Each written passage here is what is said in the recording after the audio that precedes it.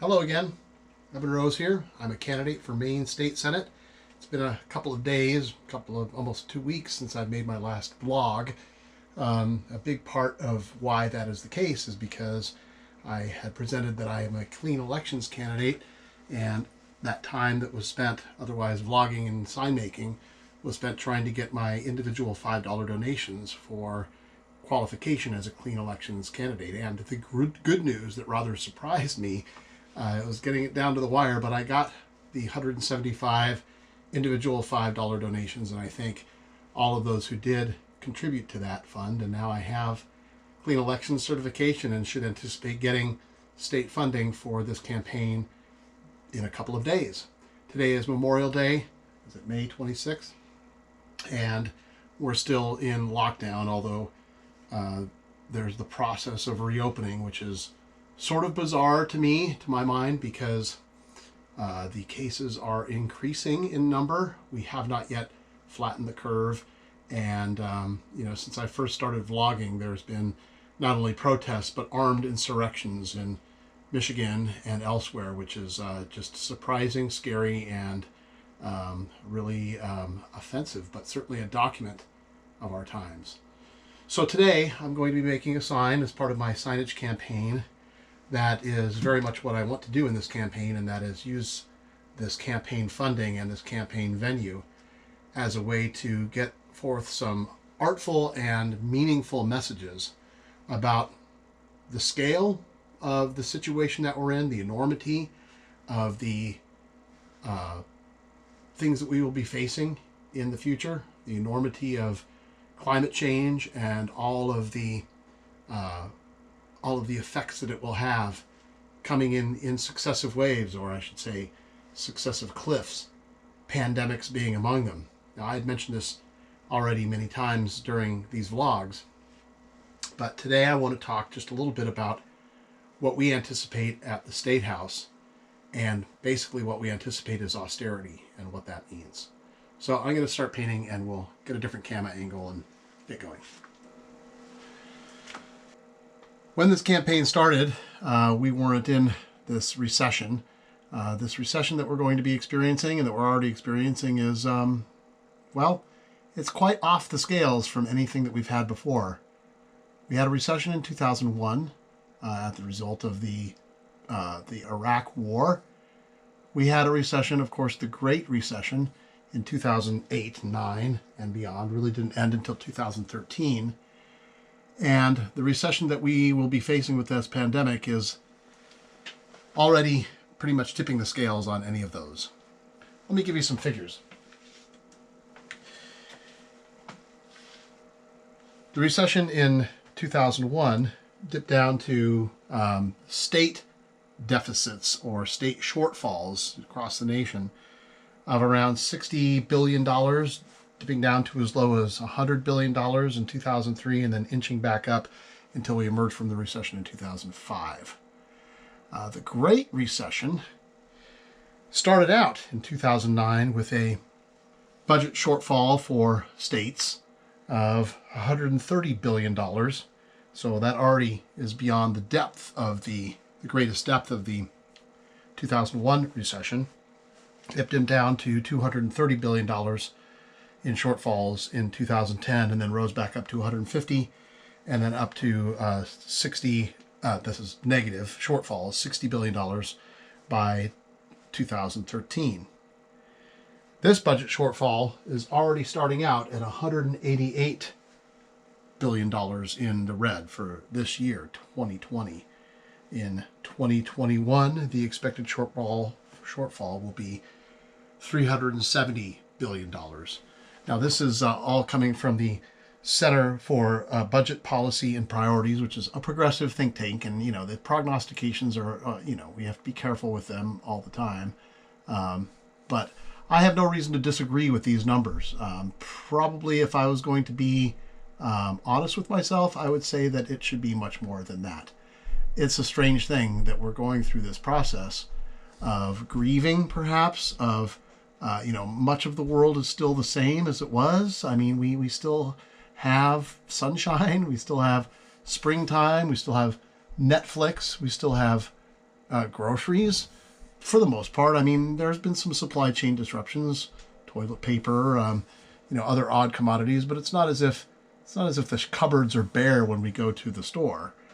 It's odd, and I've had some conversations earlier today with some dear friends who have, and as an ongoing matter, who are really sort of struggling with the emotional, dissonance of this situation we're in. Because on the one hand, it's this Memorial Day, it's this barbecue time, it's springtime, but people coming out finally after a long winter here in New England.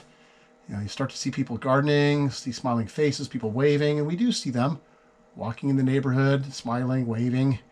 But other interactions that seem natural and quite warm and human, the good things about humanity, the joy, the camaraderie, the friendship, even among strangers, is a bit, modified when you have to go someplace, stand at a distance, wear a mask. Here in New England, we don't have so much of a problem with this, but elsewhere in the country, there are just outright defiant people, and I see them here too, in coffee shops, going in without masks, and I don't know, it's just exacerbating the culture wars. And, this is where we are in America in, 2020, and this is the environment that even a state race, like a state Senate race, is going to be entering. Yeah, so it's kind of a lot. And when it comes to budgets, when it comes to any expectations for state government to do anything for our situation, the name of the game pretty much is going to be austerity. I just mentioned all these budget cuts or budget shortfalls. The traditional way of doing things in the state is to have a program, some pet program or project that requires money, and it comes from the till, comes from the budget, and the budget is a pie, and that pie right now is shrinking. I've heard estimates it's going to shrink as much as 20, 25%, maybe more, 30% from last year. So rather than go and advocate for expansion of a program to help alleviate the suffering of our Mainers, instead it will be a matter of just sort of, I say, holding the blue line against the assault from calls for austerity. Where's the money going to come from, we say, after all. But this is a fundamental problem, I think, a fundamental problem with how we view economies, which has been the major theme of these vlogs. What we value and how value is accounted for in our marginal utility theory dominated economy. There are other ways to look at the economy. There are other ways to build the economy. And those ways are not following this model of just tax and spend, right? So these are things that I would like to emphasize as solutions in the legislature. And I will give some examples. So up in northern Maine, there are specialty crops, blue potatoes, that normally go to the food service industry. And this year they have surplus. I shouldn't say surplus. The food industry isn't buying the potatoes because the food industry is in lockdown. We have protocols. Being in a restaurant is probably one of the worst things you could do, a crowded restaurant. JetBlue Airlines is the buyer of some of these blue potatoes that are grown in Maine. And, flights aren't doing too well these days, for good reason. So here's the poor resiliency of our economy right now. There are 100 million hundredweight, that's 100-pound units of these potatoes in northern Maine that are not being sold. And the USDA's buyout plan of $2 billion for specialty vegetables, crops like zucchinis and broccoli and blue potatoes, all vie for that same little measly payout. Now, meanwhile, we actually have existing hunger in the state. We have food shortage problems, food bank problems, and we will have many more as this joblessness continues and people aren't able to have the basic fundamental human need of food. So here it is. We have potatoes in northern Maine. They're going to rot and disappear. We have farmers there who need some relief, not to make huge profit, but just to survive. We have people in southern Maine who are going to go hungry, who likewise just want to survive.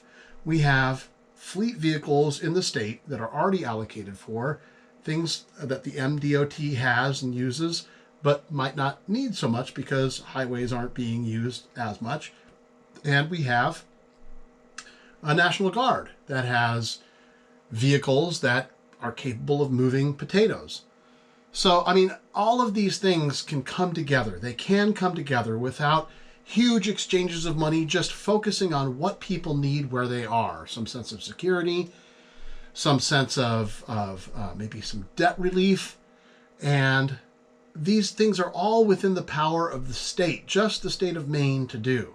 It's just a matter of connecting the dots. And if we spend the intellectual attention focusing on shortening these kinds of supply chains, this is the kind of architecture that we need to build a resilient and robust economy. There's no reason for food to go to waste in northern Maine, and for those farmers to be deprived of some reasonable chance of success this year, and at the same time, people in southern Maine are hungry. It makes absolutely no sense. So there are ways to do this, and it is our job to make this happen. Who's being left out of this equation are those who are rentiers. That's the term that economists use to describe entities or components in the society, people in society who are taking an income, some kind of profit, I guess you would say, or income that is unearned. They don't actually contribute any productivity to economic activity, even though accounting for that productivity has changed over the years to put them, in some cases, on the productive side of the equation. There's really no justification for that at all. If there are potatoes that are being grown and then not consumed and go to waste, there's no productivity in there. If the reason that they're going to waste is because debt service comes first, right? It is just unfathomable to me. Here's an example of what rentier or rent-seeking behavior is, given by Robert Shiller, who's the Nobel Prize-winning economics professor at Yale. He describes some kind of lord or noble who has a riverfront property, and this river is used as transportation for farmers to bring their goods to market downriver and then bring their empty barge back up. And this lord doesn't have any part in the production of the food, doesn't have any part in participating in the market or setting up the marketplace. What he does instead is he puts a chain across the river and then charges a fee to lift the chain. So here's a built-in inefficiency, something that prevents the supply from going to demand or demand from meeting a supply. It's just a chain across the river. And then this lord who gets to extort a tax for people passing. That is true rent-seeking behavior. And so we have a task, we who might potentially be in a position of some authority, state authority, is to really keep an eye out and root out this rent-seeking behavior. And as whole columns of our capital infrastructure start to collapse before us, we have to make sure that it is these rent seekers who are the ones who are going to pay first, not the people who are hungry, not the people who are losing their job, because our job as officers of the state is to promote the common welfare. That's the Maine state constitution terminology there, promote the common welfare. That's our job, is to promote the common welfare.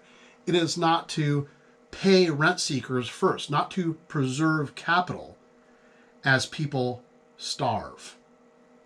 So that is the stark reality of what we're facing, and that is the task that we have to creatively, through statecraft, I know I'm using an older term now, but through using what powers the state has, which might not be a huge amount of money, but they do have authority, and we need to use that authority to prevent, as I mentioned early on in my campaign, the rich people from pushing aside everybody on their way to the lifeboats.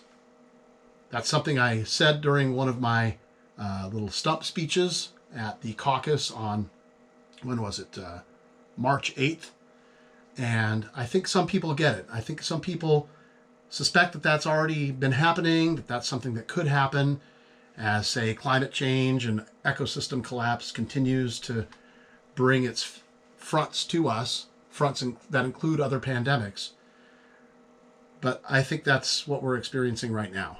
And we're seeing that in the federal government's huge $4 trillion bailouts to Wall Street instead of $1 trillion bailouts to healthcare, right? Remember, it was even just within a year ago, just within this last presidential debate, Amy Klobuchar, I remember in one of the debates, one of the Democratic debates, was arguing, how are you going to pay for it? How are you going to pay for Medicare for all? It's $1 trillion over 10 years. $1 trillion, a huge amount of money over 10 years.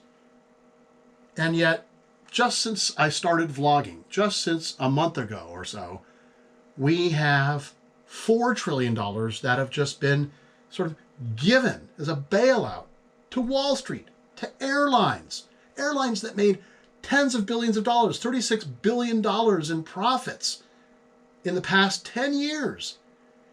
Profits. They didn't bank that money. They didn't put it away as a rainy day fund so that they could bail themselves out, just like you and I are expected to have a savings account to bail us out when we run across hard times, like a lockdown that lasts for months.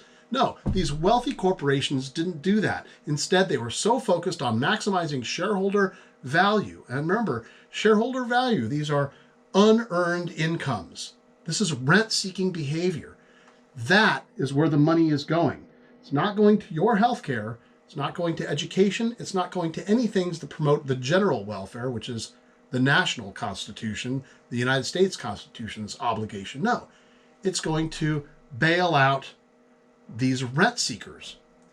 So we in the state of Maine don't have $4 trillion to dispense willy-nilly. We don't print our own money as the federal government does. So we do have to be careful to stay within budgetary constraints. But there are resources that the state has that are, I guess you could say, super budgetary, extra budgetary. We have a National Guard that most of the time, well, what are they doing? They're training, they're preparing for what? Our defense. So right now is the time we need the defense. Let me just put it this way. If we had an actual blitz like London in the World War II, bombs, from an aggressor nation, bombs falling on, Portland, falling on South Portland, falling on Auburn, and maybe not being very accurate and having a lot of collateral damage, which is nothing but what bombs do, there wouldn't be any, you wouldn't have people maimed in the street waiting to have their insurance checked. Maybe that's the dystopian world that we're leading towards, or that we're inching towards. Oh, I'm sorry, we can't help you, you poor bombing victim, because, well, you're not insured. I mean, that is kind of the reality of the American system. But, in our better angels of our nature, we would expect that aid would come. Aid would come where it's needed when there is an emergency and a crisis. And we wouldn't ask if you're insured. That wouldn't be the first thing that comes to mind. See, we have the facilities. We have a National Guard that has medical facilities, for example. Let's use them. Let's use them because they're there training for situations just like this, for us to be protected, for us to need them. So this is our chance to connect some of the dots. I am not a fan of austerity. I think austerity is code word, quite frankly, for letting the rich maintain their capital and let that be the priority over people realizing general welfare. So it is our obligation to promote the general welfare and not to bail out the rich and preserve capital every time. So that's my pitch for today. Right now, I am working on a sign. It's going to be part of my artful campaign. Now I don't have to worry about $5 donations, and I thank those who gave the $5 donations. But now I can focus on the campaign itself. And what I would like to do with this campaign is make it message-filled, make it meaningful, make it something delightful to see, something thought-provoking. As you go out into the streets or go out into the green belt, you will see quotes like this one that I'm making. This is a quote from Howard Zinn, and I will show you. It says, "Give people what they need. food, medicine, clean air, pure water, trees and grass, pleasant homes to live in, some hours of work, some more hours of leisure. Don't ask who deserves it. Every human being deserves it. So with that, I thank you. The vote coming up is July 14th. The absentee ballots will go out June 12th. And I imagine that there are going to be many people who want to vote absentee ballot. Right now, as a clean elections candidate, even in the best of circumstances, the schedule is such that I get this campaign money only now. The other two who are running in the race have had private funds, quite substantial private funds, as I understand, since November. So that's quite a head start as far as name recognition goes, but I'm going to try my best to appeal to people's sense of the scale of the situation we're in and the need for creative solutions. I mean, really creative statecraft level solutions. I don't know if everyone's ready for this, but I'm ready to offer this as a choice for you come July 14th or before. Thank you very much. Good evening. Stay safe.